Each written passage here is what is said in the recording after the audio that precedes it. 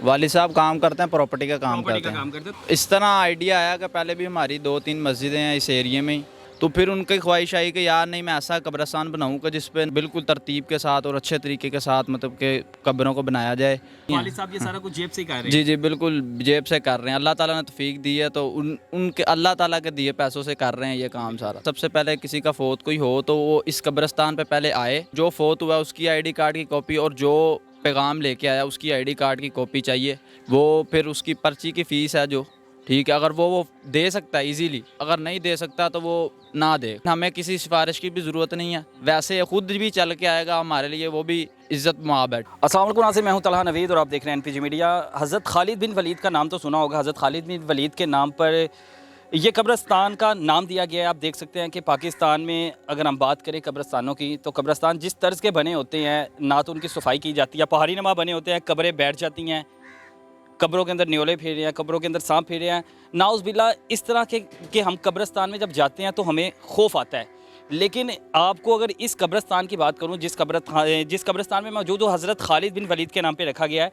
आप देख सकते हैं कि कब्रें किस तरतीब से बनाई गई हैं और उसके बाद इसकी सफाई रूटीन से की जाती है, रोज़ाना की जाती है। उसके बाद इस कब्रिस्तान में बच्चों की कब्रें अलहदा बनाई गई हैं, बड़ों की कब्रें अलहदा और ख़वातीन की कब्रें अलहदा बनाई गई हैं। 100 से ज़्यादा कब्रें पहले ही खुदाई करके बना ली जाती हैं, ताकि जो कब्रिस्तान, क्योंकि पहले ही परेशान होते हैं, जो फोत हो उसको बाद में मुश्किल का सामना ना करना पड़े। रजिस्ट्रेशन कैसे होती है, और क्योंकि ये फ़ी सबीलिल्लाह कब्रिस्तान बनाया गया है।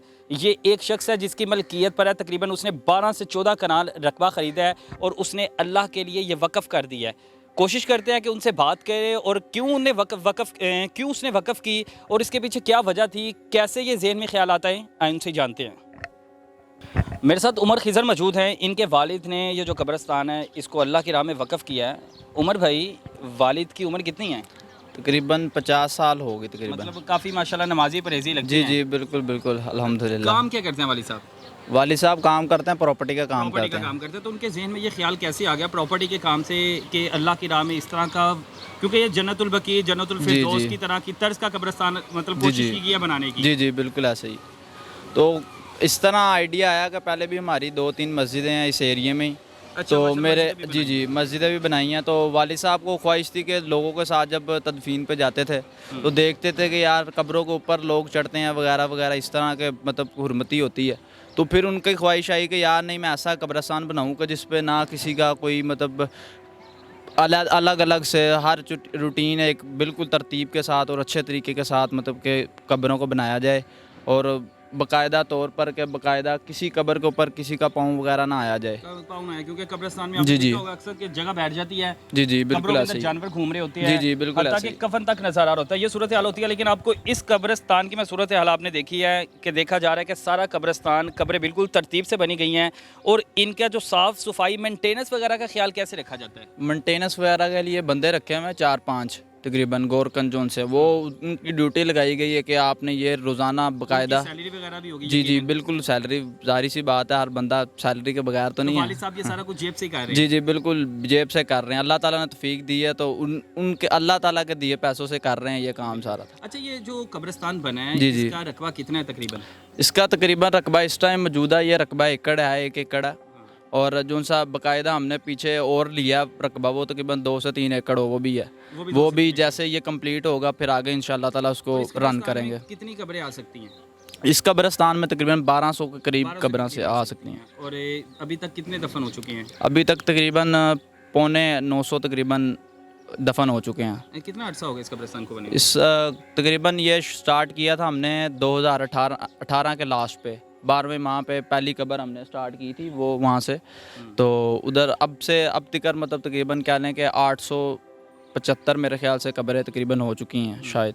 तो यानी इसकी निगरानी सारी आप करते हैं? जी, जी, बिल्कुल निगरानी हम करते हैं, बिल्कुल मेरे वालिद साहब हम करते हैं, सारा इसको देखते हैं, जो भी इंतज़ाम वगैरह सारा कुछ उसका हम खुद करते हैं। अच्छा, अक्सर कब्रिस्तानों में जाए तो बड़ा खौफ सा आता है, मतलब जिस तरह के वहाँ पे दरख्त लगे होते हैं, मुझे पता लगा कि यहाँ पे जितने भी आप लोगों ने दरख्त लगाए हैं सारे फलदार लगाए हैं। जी, जी, बिल्कुल ऐसे ही है, इसीलिए लगाए हैं फलदार के, कल को किसी कोई बंदा आए, चलो फल खाए वगैरह, फल लगा हो, खूबसूरती भी लगती है और चीज़, क्योंकि इधर लोग आते हैं ये भी खुश होते हैं माशाल्लाह। इधर तो लगता है फल ऐसा कि हम खुद उसको देख के खुश होना, खाना तो दूर की बात है, बंदा देख के खुश हो जाता है। तो क्या तरीका कर क्या है इसके लिए? पैसे देने पड़ते हैं, पहले कोई एडवांस बुकिंग होती है, रजिस्ट्रेशन करवानी करती है? नहीं किसी यानी कोई किस्म फोत होता है, कैसे आपसे रब्ता करें?